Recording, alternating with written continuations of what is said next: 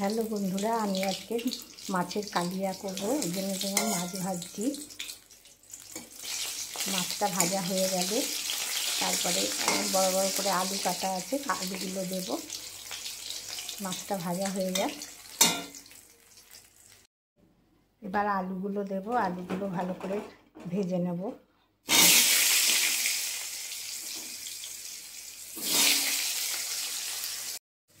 দেখো বন্ধুরা, আমার আলুগুলো একটু লাল লাল করে ভাজা হয়ে গেছে। এবারে আমি আলুগুলো তুলে নেব।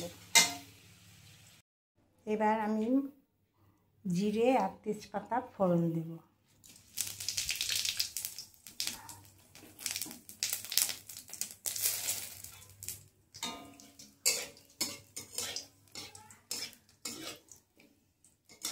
ফোড়নটা ভাজা ভাজা হয়ে গেছে। এবার আমি পেঁয়াজ কুচিগুলো দিয়ে দেবো।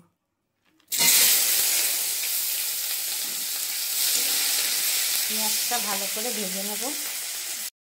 দেখো বন্ধুরা, পেঁয়াজটা আমার লাল লাল করে ভাজা হয়ে গেছে। এবারে আমি আদা, পেঁয়াজ, রসুন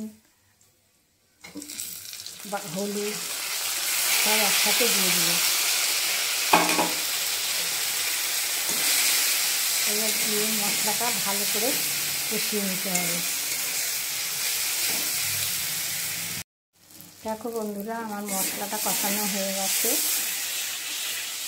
মশলা দিয়ে তেল ছেড়ে দিয়েছে। এবারে আমি জল দিয়ে দেবো।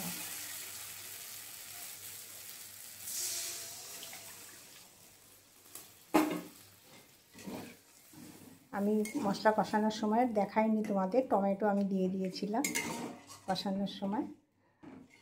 আর কাঁচা লঙ্কা তো দিয়েছি কষানোর সময়। কাঁচা লঙ্কা, টমেটো সবই দেওয়া হয়ে গেছে, কিন্তু টমেটোটা দেখানো হয়নি।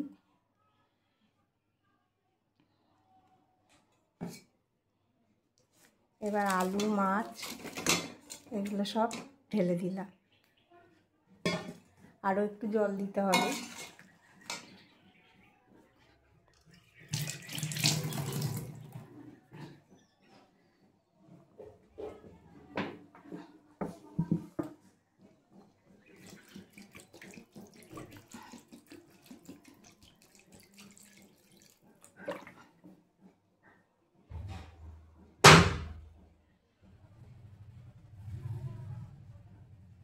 লবণ দিলাম।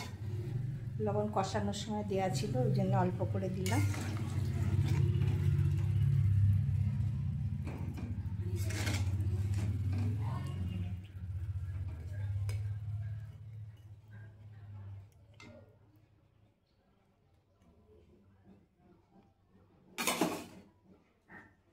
এবারে এই মাছ এটা ঢাকা দিয়ে দেবো।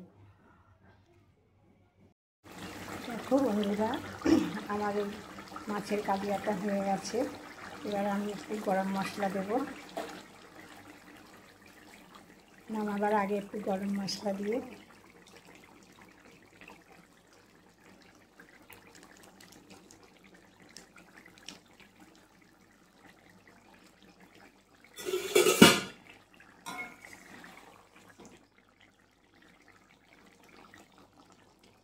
দেখো আমার রান্নাটা হয়ে গেল। আশা করি তোমাদেরও ভালো লাগবে। ভালো লাগলে একটা লাইক কমেন্ট করে দিও।